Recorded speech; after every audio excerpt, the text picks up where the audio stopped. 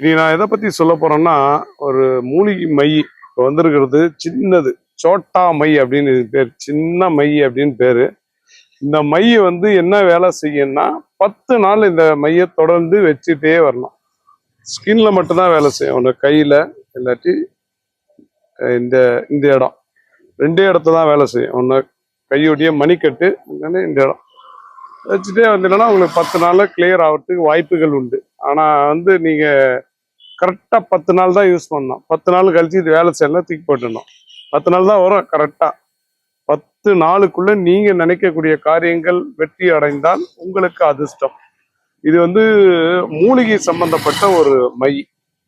இது வந்து மாந்திரிகம் எதுவும் கிடையாது, தாந்திரிகம் கிடையாது. சித்தர்களால் உருவாக்கப்பட்டு சில மூலிகைகளை பயன்படுத்தி வரக்கூடிய ஒரு மை. இந்த மையை வைக்கும் போது நம்மளுடைய பிரச்சனைக்குண்டான தீர்வுகள் கிடைப்பதற்கு வாய்ப்புகள் உள்ளது.